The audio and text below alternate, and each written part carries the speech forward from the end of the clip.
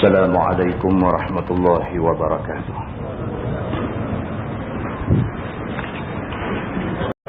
الحمد لله وبه نستعين. أشهد أن لا إله إلا الله وحده لا شريك له، وأشهد أن سيدنا محمدا عبده ورسوله،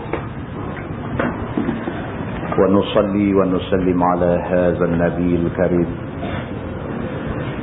سيدنا وحبيبنا ومولانا محمدا الأمين، وعلى آله وصحبه أجمعين. أما بعد، أيها المؤمنون اتقوا الله، أوصيكم وإياي بتقوى الله، فقد فاز المتقون. Muslimin dan muslimat, mudah-mudahan dirahmati Allah Subhanahu wa taala. Di dalam sebuah hadis riwayat daripada Muaz bin Jabal radhiyallahu anhu, atau kama qala, hadis sahih riwayat Imam Ahmad. Seorang sahabat Nabi yang bernama Muaz bin Jabal radhiyallahu anhu, dia menceritakan, kata Muaz, awsani Rasulullah sallallahu alaihi wasallam bi 10 kalimat. Muaz kata, Nabi sallallahu alaihi wasallam berpesan kepada aku 10 perkara.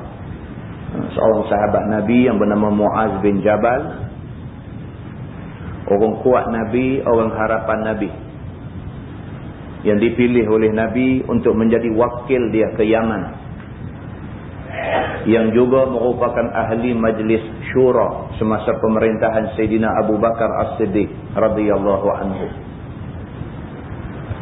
Muaz bin Jabal kata, Nabi sallallahu alaihi wasallam berpesan kepada dia dengan 10 perkara. Nabi kata kepada Muaz, wahai Muaz, janganlah kamu syirik kepada Allah, sekalipun kamu dibunuh, ataupun kamu disula, ataupun kamu dibakar oleh sesiapa. Muslim, syirik yang paling besar ialah apabila manusia itu dia sembah lain daripada Allah. Itu syirik paling besar. Apabila manusia sembah tokong, ataupun manusia sembah pokok, ataupun manusia sembah matahari, ataupun manusia sembah orang, maka semua benda ni dipanggil syirik dalam agama kita. Dan paling teruk syirik ini ialah apabila manusia tu mengisytiharkan dia tinggal Islam dan dia pergi ambil agama lain. Itu syirik paling besar.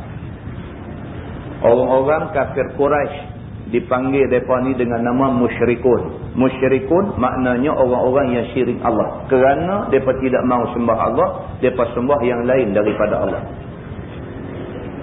Muslimin dan muslimat yang dirahmati Allah sekalian. Ini yang dipesan oleh Nabi SAW kepada Muaz bin Jabal. Yang pertama, pesan Nabi, kamu jangan sekali-kali syirik dengan Allah. Jangan tinggal Islam, walaupun kamu dibunuh, walaupun kamu dibakar hidup-hidup. Yang kedua, Nabi kata, wala ta'uqqanna walidaik, wa in amaraka an takhruja min ahlika wa malik. Yang kedua, jangan sekali-kali derhaka ibu bapa. Jangan.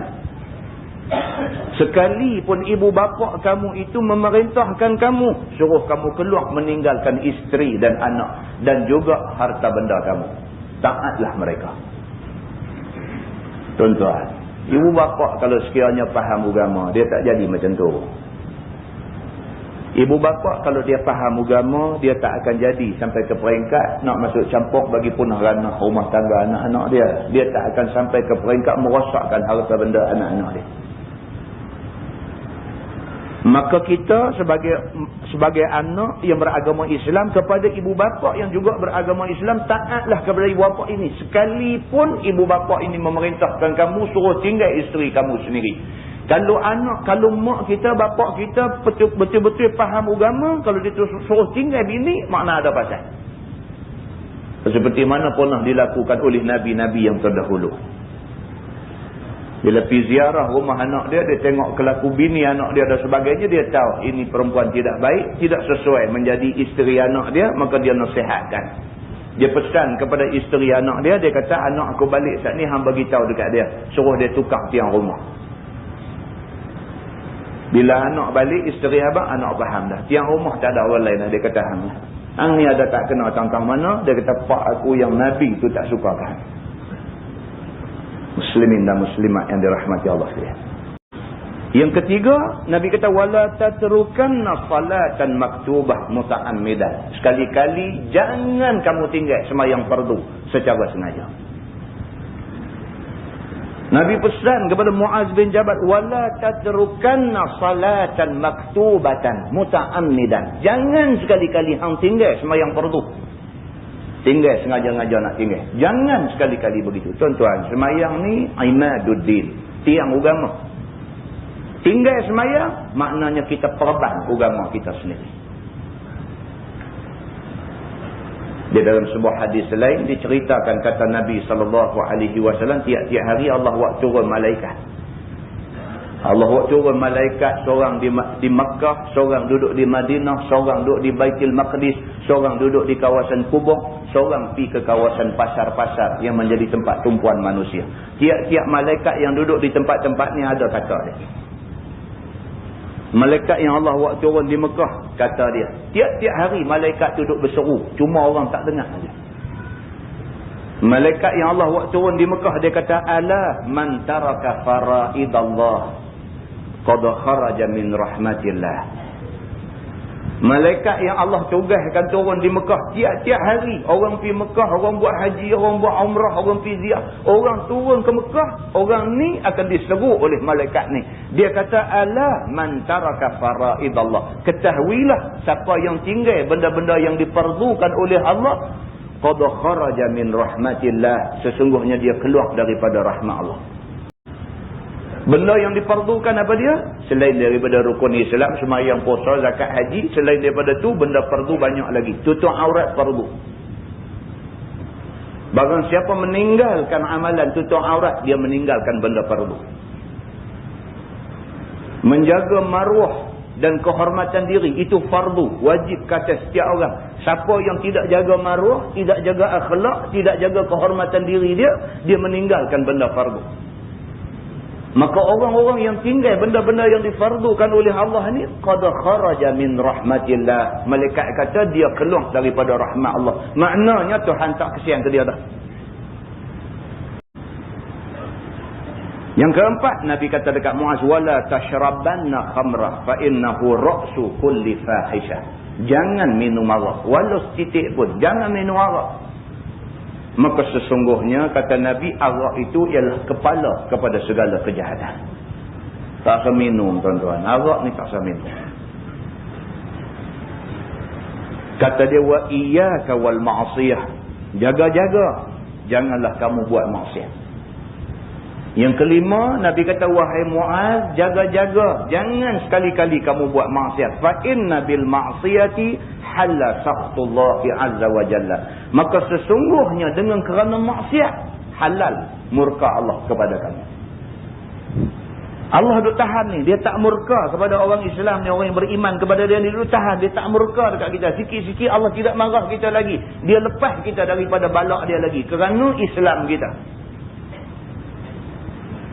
Kalau ikut dia nak pelingkup, lama dah dia gulung bumi ni. Gulung lama dah. Pasal apa? Benci meluat tengok orang-orang yang dia jadikan, manusia yang dia buat, tiba-tiba derhaka dia.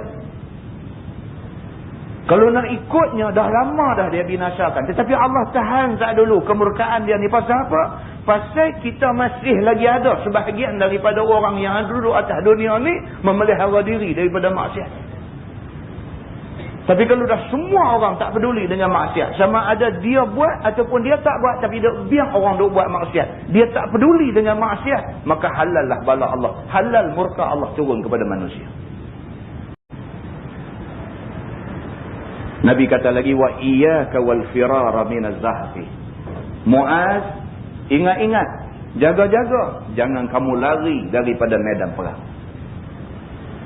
Kalau ditakdirkan berlaku perang sabilillah antara Islam dengan bukan Islam, jangan kamu lari. Wa in halakan nas, sekalipun semua orang dah kalah, dah binasa, dah mati, tinggal hang seorang, jangan lari. Nabi kata. Wa idza asaban nasa mautan wa anta fihim fathbut.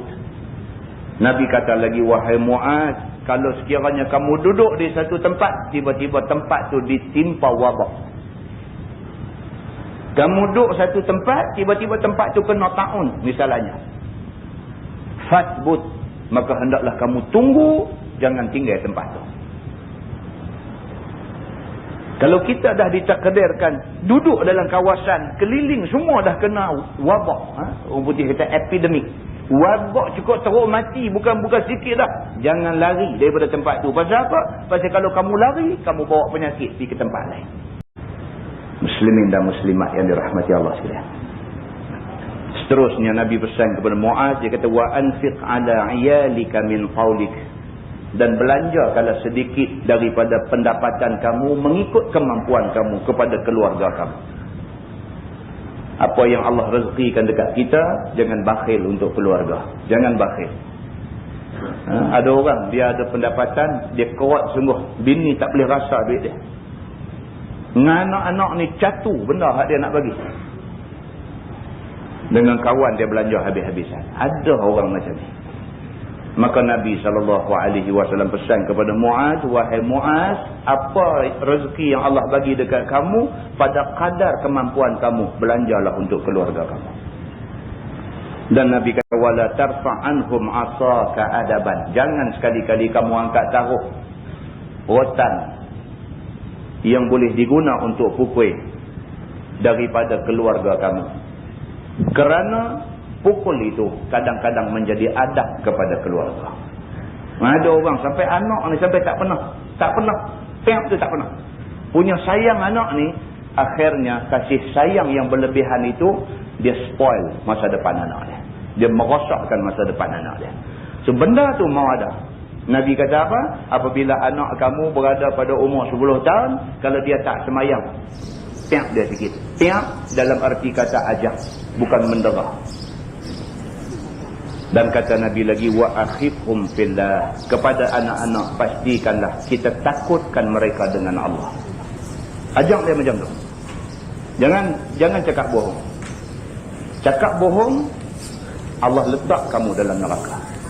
Biar dia reti, dalam kepala dia tu ada simpan satu benda, aku bohong ni bukan kerana aku takut ayah aku pukul aku, tapi aku takut murka Allah. Kita tanam benda tu dalam kepala dia. Mudah-mudahan dengan itu dia jadi anak yang beriman kepada Allah. Mudah-mudahan muqaddimah itu bagi manfaat kepada kita semua, insyaAllah. Wallahu a'lam. Yang baik daripada Allah, yang tak baik itu silap saya. Kita tangguh dengan tasbih kafarah dan suratul Asr. Subhanakallah. Asyhadu an la ilaha illa anta.